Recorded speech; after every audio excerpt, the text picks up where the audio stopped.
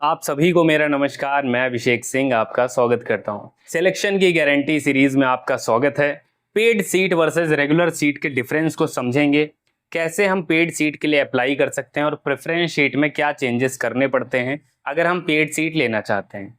Paid seat वाले student को और रेगुलर सीट वाले स्टूडेंट को क्या फ़ायदे और क्या घाटे होते हैं, सारा समझेंगे। तो सबसे पहले मैं आपको बता दूं कि भाई हॉस्टल दोनों को मिलता है। आप चाहे पेड सीट अप्लाई करें चाहे या रेगुलर सीट, कोई भी सीट आपको फाइनली बीएचयू में एडमिशन होने के बाद मिलती है। आपको सारी सुविधाएं मिलेंगी जो नॉर्मल एक बीएचयू स्टूडेंट को मिलती हैं। फीस की बात करें तो जैसे बीएससी स्टूडेंट के लिए बात करें तो लगभग 24,000 पर सेमेस्टर, और अगर आप बीए के स्टूडेंट हैं तो आपके लिए लगभग 7,150 रुपये पड़ती है। तो मतलब फीस का यहाँ पे चेंज है। अगर रेगुलर स्टूडेंट है, मान लीजिए रेगुलर सीट पे एडमिशन लेते हैं, तो बीएससी के लिए 2,000 पर सेमेस्टर और वहीं बीए के लिए लगभग 1,150 रुपये पर सेमेस्टर पड़ती है। तो देखिए, पेड सीट में एक और क्या होता है कि आपको लो नंबर पे एडमिशन मिलेगा, लेकिन ऐसा नहीं है पैसे अगर हम दे रहे हैं तो हमारा एडमिशन कंफर्म ही हो जाएगा। इसकी भी एक कट ऑफ निकलती है। कई बार जो बीएससी एग्रीकल्चर के कोर्सेज होते हैं उनमें आपको 10 से 15 नंबर का रिलैक्सेशन, ये डिपेंड करता है कि कितने स्टूडेंट ने अप्लाई कर रखा है। जैसे अब मैं बहुत सारे स्टूडेंट को गाइड कर रहा हूं तो हो सकता है बहुत सारे स्टूडेंट जो अफोर्ड कर सकते हैं पेड सीट को वो अप्लाई करेंगे। अगर मैं एग्रीकल्चर में बात करूं तो लगभग 30,000 पर सेमेस्टर पड़ती है पेड सीट और नॉर्मल सीट 10,000 रुपये पर सेमेस्टर है। तो एग्रीकल्चर में एडमिशन लेने के लिए बहुत सारे स्टूडेंट अप्लाई करेंगे, बहुत सारे स्टूडेंट को मैंने बता रखा है, ठीक है। तो 10 से 15 नंबर एग्रीकल्चर के कोर्सेज में देखने को मिल जाता है, मैक्स टू मैक्स 20।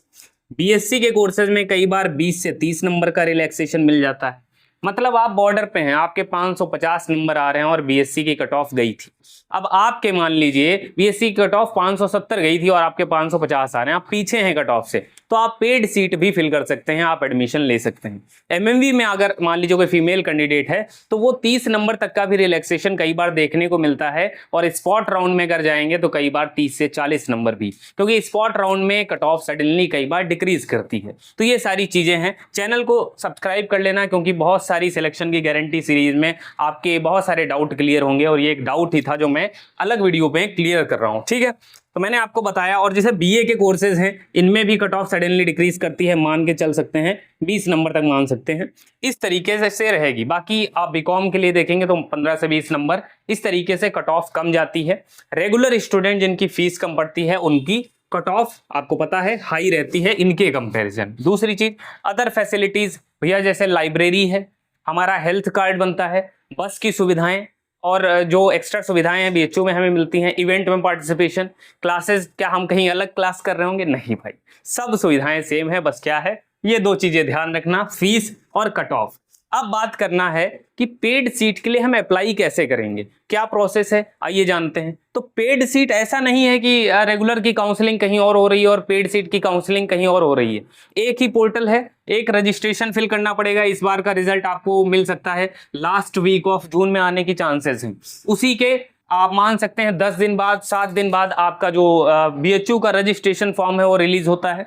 500 रुपए का रजिस्ट्रेशन पहला स्टेप है। अपनी बेसिक डिटेल, एड्रेस वगैरह हो गया, आपका जो भी डॉक्यूमेंट वगैरह, basic document, photograph, signature, 10th 12th marksheet वगैरह, ये सारी चीजें। बाकी ईडब्ल्यूएस वगैरह लगाना चाहते हैं, ओबीसी लगाना चाहते हैं, वो 1 जनवरी 2026 के बाद का होना चाहिए। ध्यान रखना, ये स्टूडेंट बहुत सारे कंफ्यूज हो जाते हैं।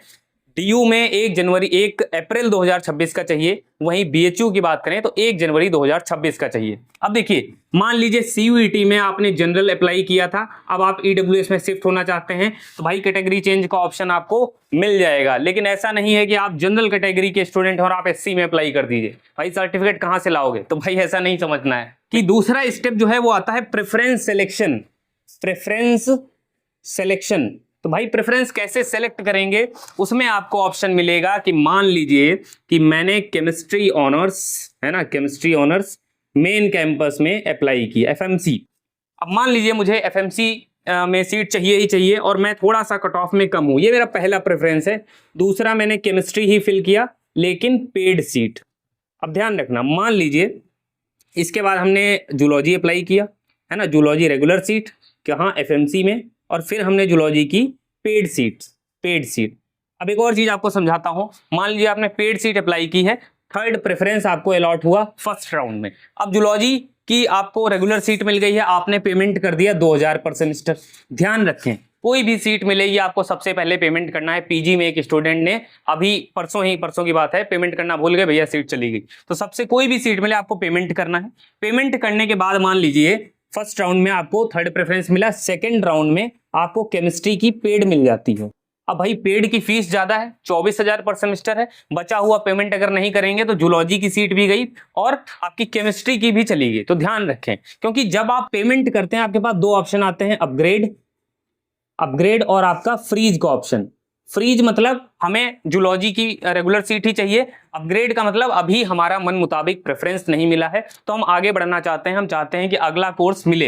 अगर आप कट ऑफ क्लियर कर पाएंगे तभी आपको आगे के प्रेफरेंसेस मिलेंगे। ध्यान रखें, मान लीजिए मैं मानता हूं आपकी कट ऑफ क्लियर हो गई, आपको केमिस्ट्री की पेड मिली, तो आपको बचा हुआ पेमेंट करना पड़ेगा, तभी भाई उस सीट पे आपका हक बनता है। अगर वो पेमेंट नहीं करेंगे तो ना जूलॉजी के रह जाएंगे। क्योंकि देखो आप समझो ये हुआ क्या, जूलॉजी से उदा के आपको केमिस्ट्री दे दी गई, तो भाई यहां से तो आप उठ गए, इस कुर्सी पर से उठ गए, ये कुर्सी किसी और को दी जाएगी। अब आप इस कुर्सी पे बैठ गए हैं तो भाई उस कुर्सी की जो भी लागत है, जो भी कीमत है वो चुकानी पड़ेगी। नहीं चुकाते हैं तो भाई ना वो कुर्सी बचेगी ना आपकी पहली वाली बचेगी। तो समझ में आएगी नहीं। तो ये सारी चीजें हैं। इसके बाद आपका होता है फिजिकल डॉक्यूमेंट वेरिफिकेशन, BHU आके। ये सारी चीजें बात की बात है, डॉक्यूमेंट पे वीडियो बनाऊंगा।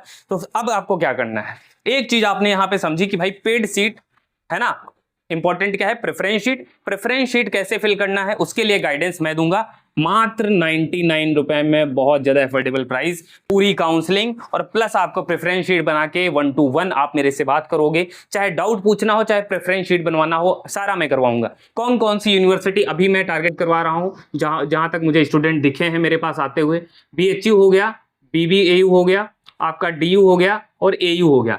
एक यूनिवर्सिटी के लिए 99 फीस है, बाकी के लिए आपको एक्स्ट्रा पे करना पड़ेगा, क्योंकि आप समझ रहे हैं सब कुछ मुझे हैंडल करना पड़ता है। तो मिलते हैं हम लोग नेक्स्ट वीडियो पे। चैनल पे नए हो तो सब्सक्राइब कर लेना और कमेंट में करना कि अगली वीडियो किस पर चाहिए, मैं जरूर बनाऊंगा।